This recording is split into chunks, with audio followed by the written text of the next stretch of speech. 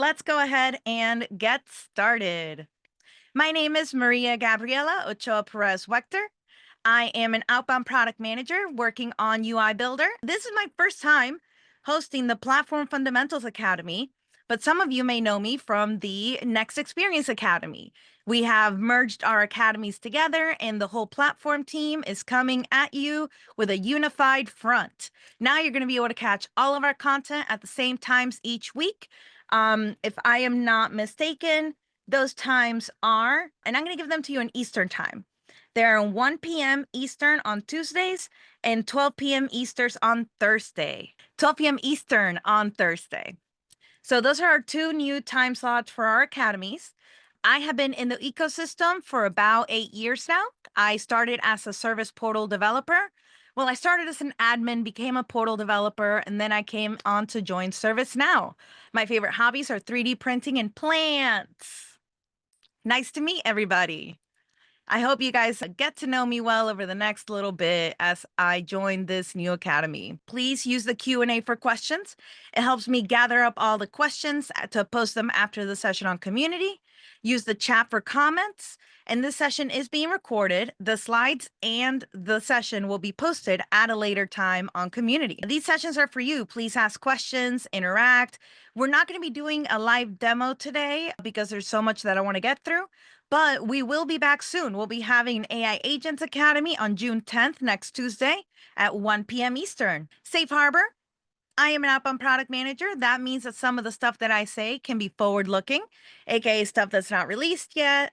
And please don't make any purchasing decisions based off of any forward-looking statements that I make. For those of you new to the ecosystem, you're going to get to know this slide. It's going to be like in every presentation you see from somebody at ServiceNow. So I want to introduce y'all really quickly to the Next Experience UI framework. I will be telling you guys why we got a new framework. If y'all remember, we have the core UI / UI 16, the old school UI.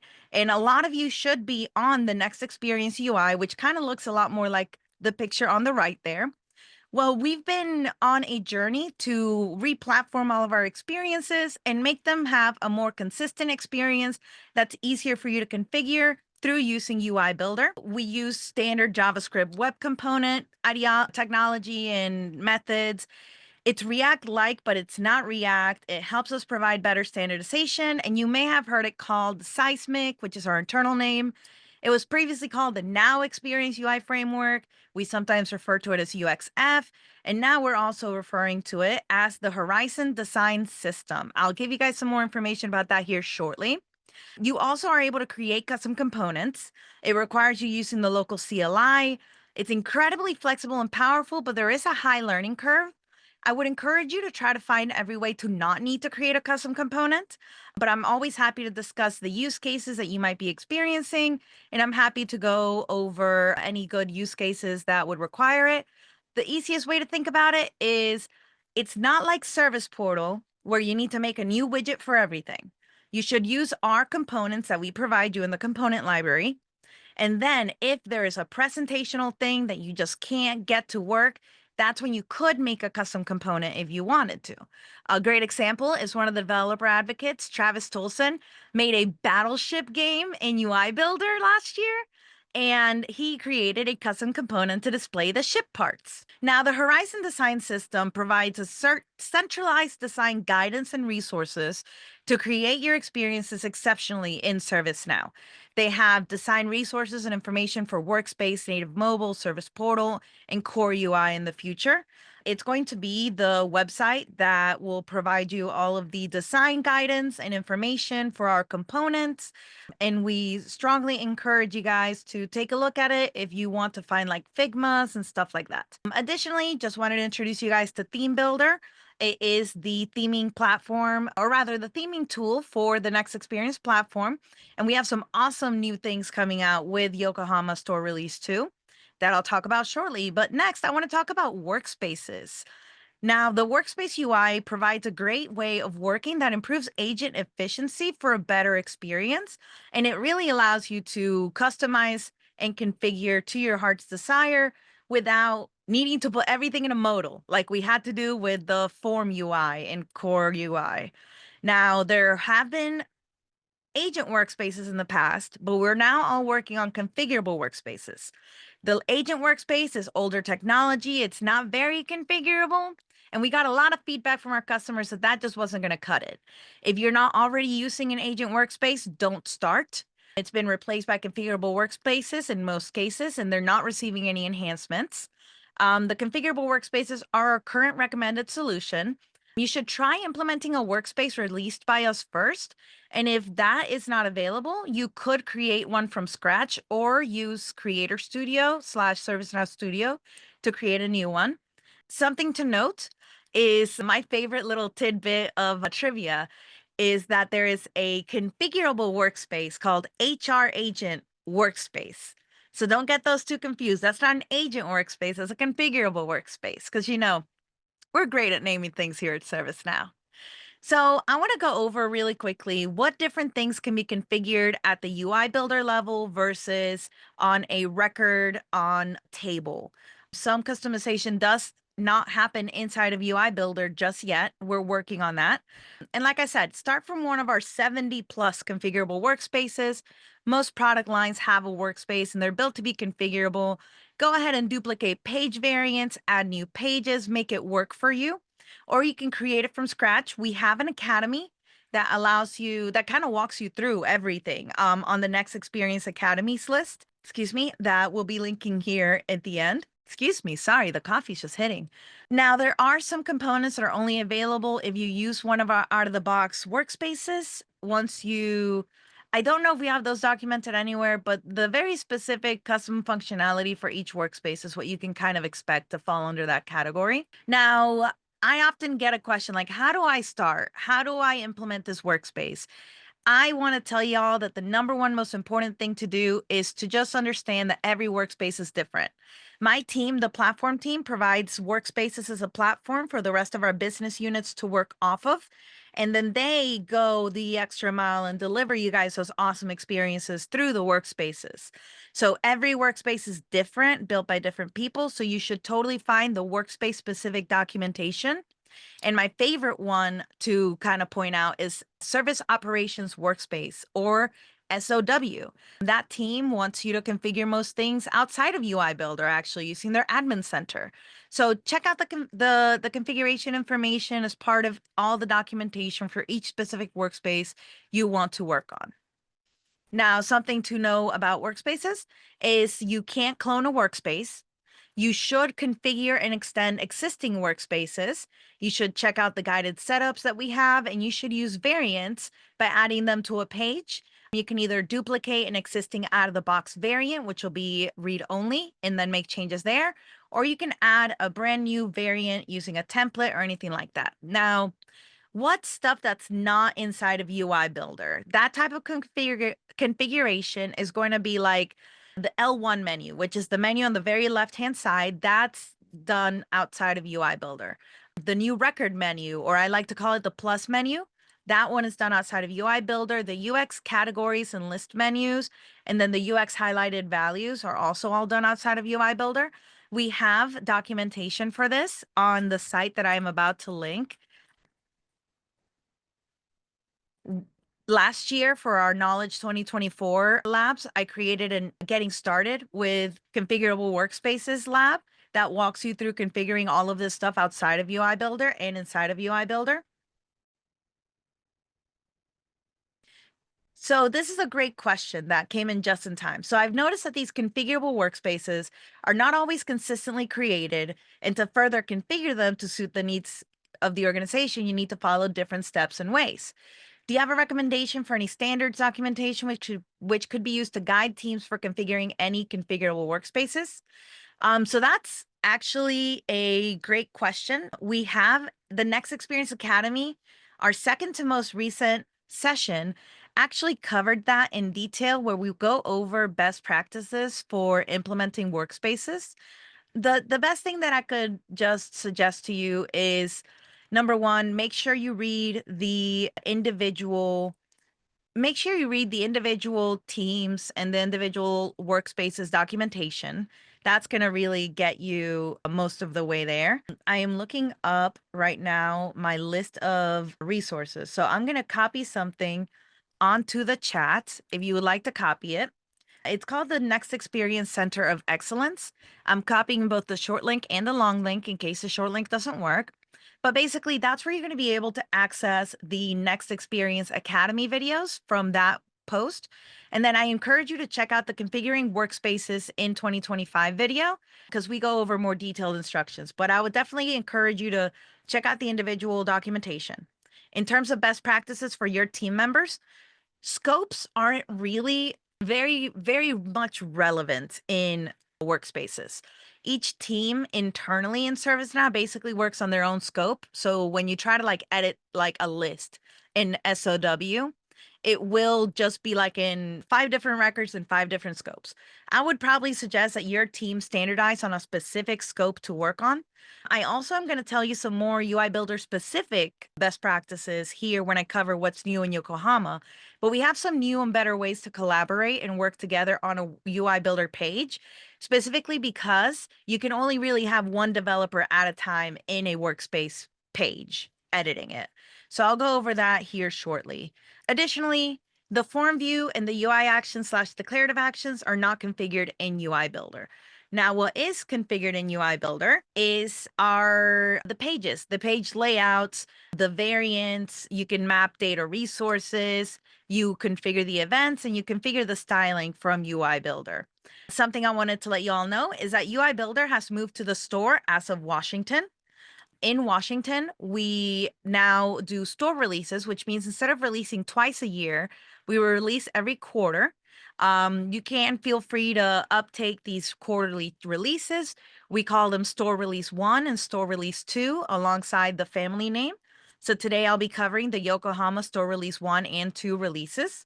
But if you want to stay up to date with all the latest, and newest with UI Builder, be sure to upgrade it in your application manager. Now, what kind of stuff can you change in UI Builder? You can change the content in tabs other than the details and related records. You can add new tabs.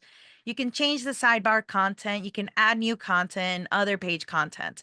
Something that we encourage you to do is to really look at the layout of the page and see how you can configure it for your people the best. We get a lot of questions. Hey, I'm migrating from forms and lists over to UI Builder, over to a workspace. How do I do a modal? And I would encourage you to check out different ways. Don't just lift and shift your work. Make sure you check out the Configuring Workspaces in 2025 video. And then also think about how to provide your end users a better experience. Modals aren't always going to be the best experience. They're just kind of the thing that we had to use because of the way that lists and forms were very limited. So get creative, have fun with it, see what you can do in UI Builder. This is a small little screenshot that shows you kind of the general overlay of UI Builder. I do encourage you to check out the UI Builder learning material on community and on Now Learning / ServiceNow University to check out better, more guided content on how to learn UI Builder. You're able to use data resources in UI Builder. Think of these kind of like your client scripts. You can create your own. There's also client state parameters. They manage the state of the page, and you can imagine these are kind of your scratch pad. And they're kind of where you save variables as you develop and as you fire off events and things like that. You can also do a lot of scripting. Now, with our new framework, we have sandboxed a lot of it. So, like, we don't allow you to manipulate the DOM tree like you could in the past, and other specific things. We go into more detail on this on that academy that I've been referencing. Debugging. If you want more information on debugging, you should definitely check out the community resources. First, I'm going to post something on the chat where I suggest how to learn UI Builder from start to finish. I am also going to copy over the Next Experience Developer Tools Chrome extension link that allows you to do a lot of troubleshooting as of Yokohama. And I have a couple of articles on the community that also goes over all of that as well. one of the biggest questions that I get is when do I use a UI builder portal versus an Angular service portal? And the answer is that we still suggest that you use an Angular service portal for the time being. We don't have a slated or roadmapped deprecation of them. They're not going to be legacy anytime soon. We still suggest that you use service portal. And then this is a great slide if you want to screenshot it. I'm also going to post on the chat an article that goes over the same information. But basically, when do you want to use UI Builder versus Service Portal? We typically suggest a UI Builder experience to be used for fulfillers because there's a lot of stuff that it just does not do yet or at all compared to Service Portal. So it can't do pixel perfect design. It can kind of do responsive design as of Xanadu. I'll talk about that in a little bit. But public pages are extremely difficult to set up, and you're going to have to basically make a bunch of custom data resources. We don't encourage it. We still encourage you to use an Angular service portal. So this is just some more information. Presets and controllers are how you're able to leverage out of the box configurations for components. You don't have to use them. I never use them, but they're definitely something there for you to explore. The standard record page is the record page template that allows you to basically look at records. Most workspaces are using this template now, and it uses the tabs component in order to provide more flexibility around what you can show your end users and your agents. Page collections are kind of like extension points, and they're globally available pages. We've done a lot to help with reusability, which has been one of the biggest complaints concerning UI Builder that we've received. It's just, how can I reuse my work? One of the ways to reuse it are page collections, and we'll be talking more and more about that in the future as new developments arise.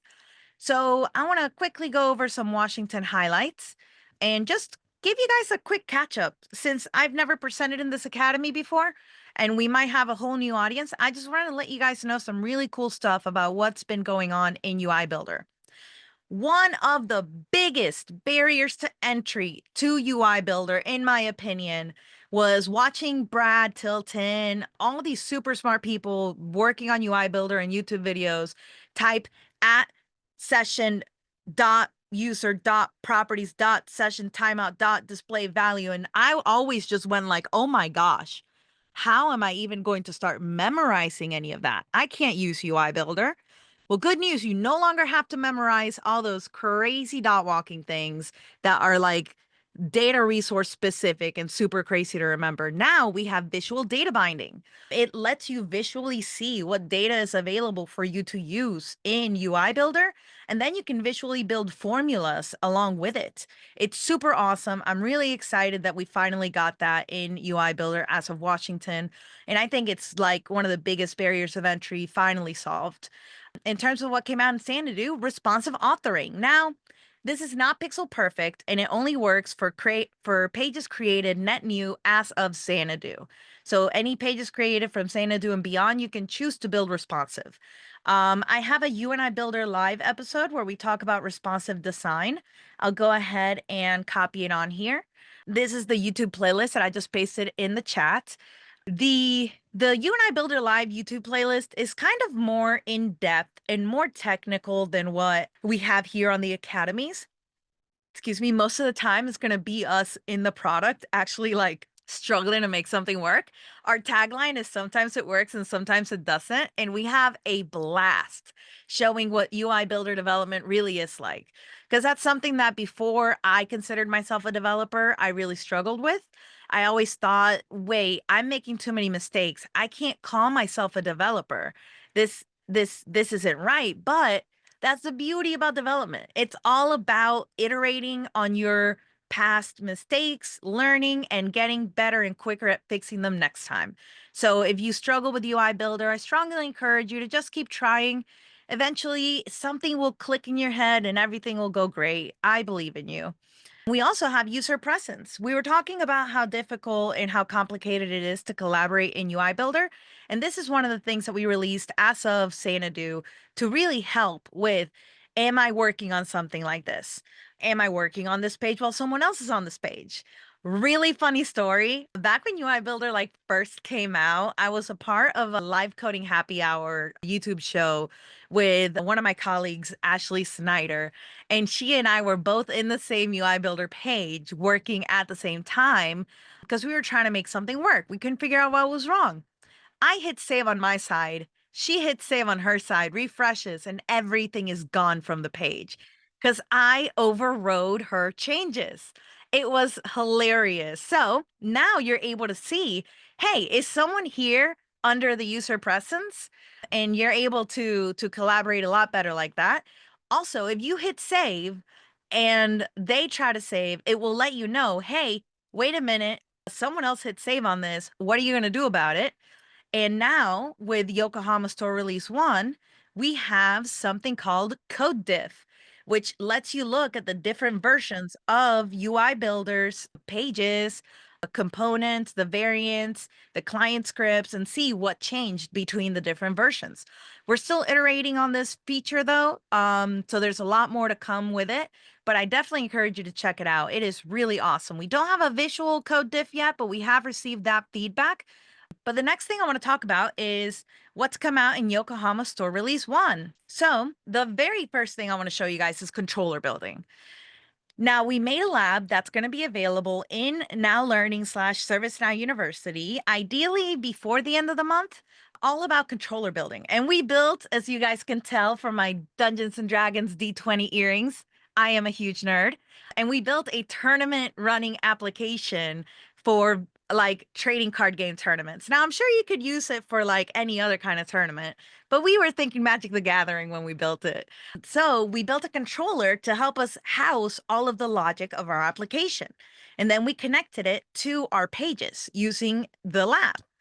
Well, this is another great way for people to be able to collaborate in UI Builder because now you can have one developer working on the controller, working on the logic, working on the data behind UI Builder in your pages.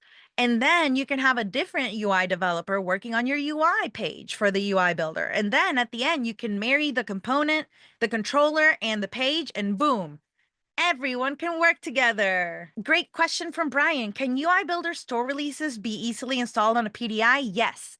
You don't have to have any kind of licensing. You don't have to have any kind of like paid premium feature. You don't have to install it from the dev site. You can go straight to Application Manager and always click refresh. Never trust Application Manager to tell you that it's got the most recent stuff.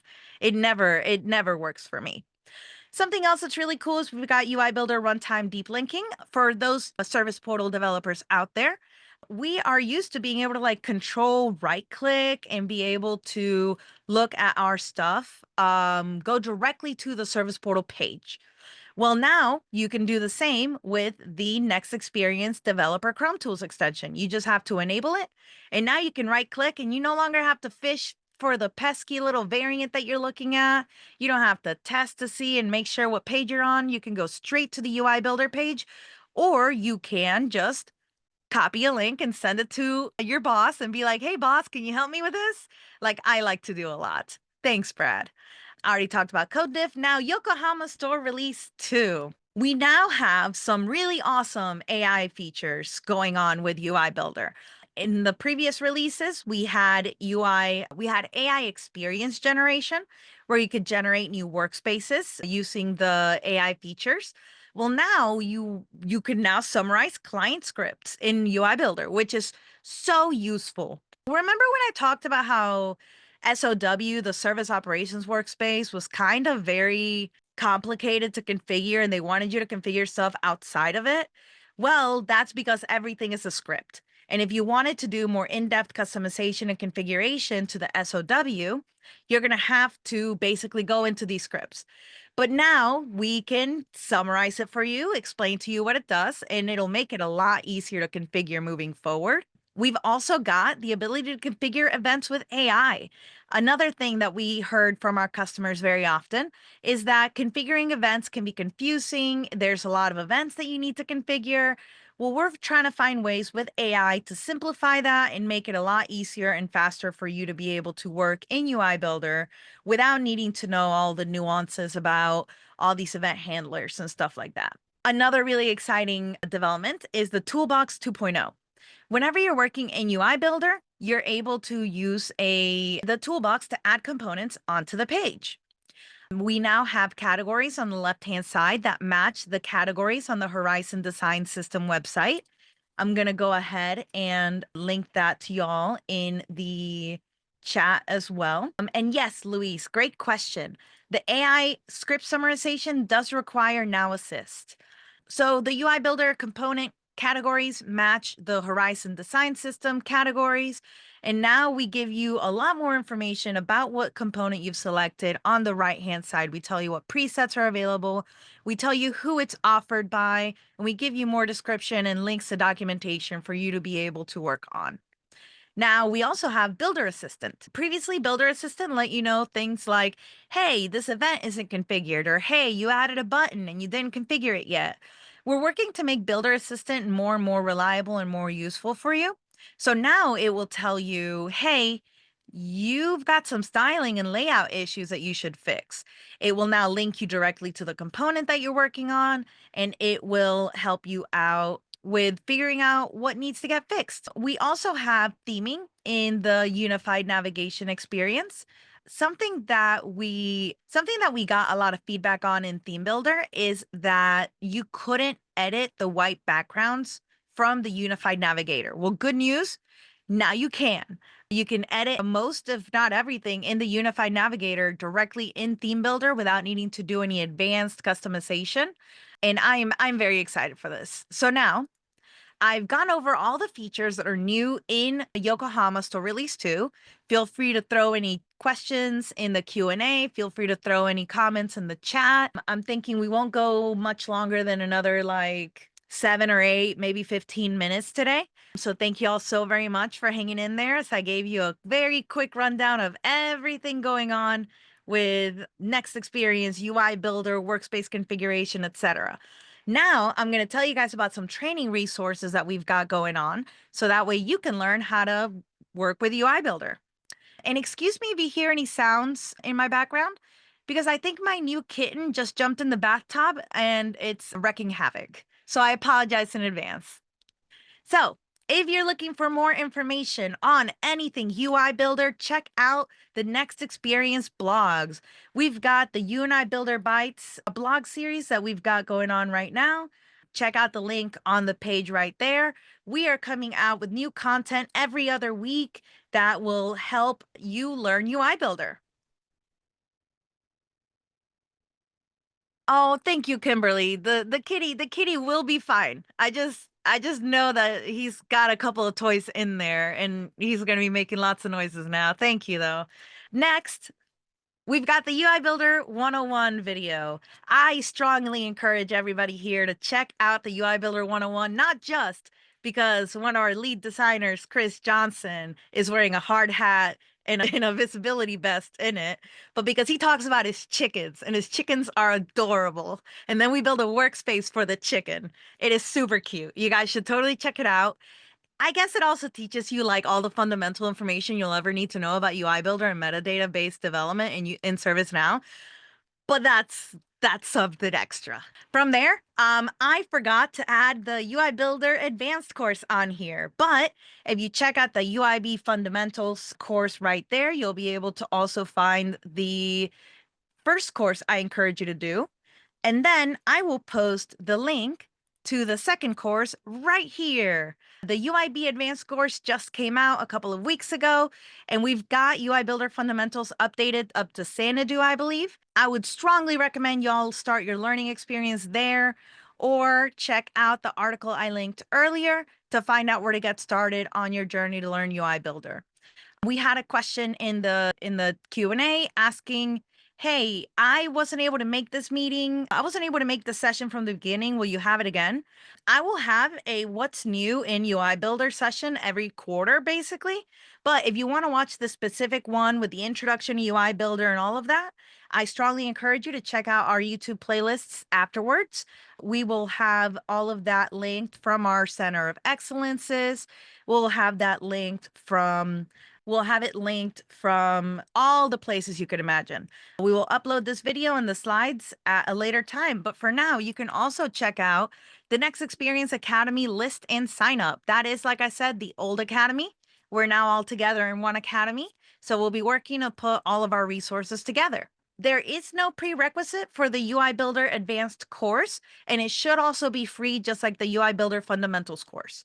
Technically, I think maybe the UI Builder Fundamentals course might be a requirement, but I don't feel like I saw that myself, actually.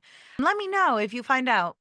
The training workshop. So, like I said for the third time, SOW is a big complicated to configure.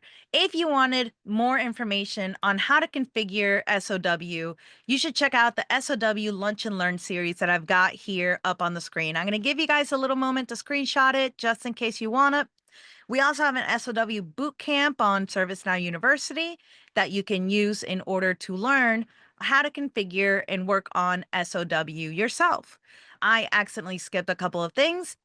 If you want to check out our Knowledge 2024 lab sessions, check out the Next Experience Workshop site that I linked in the chat. We've got a lot of really useful stuff right here. We've also got the community resources. I told you guys about the Center of Excellence. If you want to know anything about Next Experience, I give a really in-depth overview on everything Next Experience on that Next Experience Academy number 19 at the very top of my Center of Excellence. I also have links to all of the other academies that we're all merging together at the very bottom, so you can see their history as well and get to know those hosts. We also have our video resources. These are the playlists that I've been telling you all about and linking in the chat. This is the last time I'm going to show this slide because the Next Experience Academy is no more. So everybody say goodbye to this slide. It's been real. It's been real. And that's it for our presentation today. Let me take a look at the Q&A and see if we have any questions here. And I will probably end this call at 12:45 if we don't get a sudden barrage of Q&A. Thank you all so very much for watching, hanging in there, and hanging out. And I hope to see y'all on our next session. Let me see. So we've already answered this one. So how can we learn the timeline for moving specific legacy/classic elements to a workspace? Specifically SPM idea portal, forms, and lists. So that's a very tricky question. What I would suggest that you do is keep an eye out on our release notes to see what new workspaces are coming out with each release. That will be a much less overwhelming task than trying to reread the entire list over and over again every few months. I would also suggest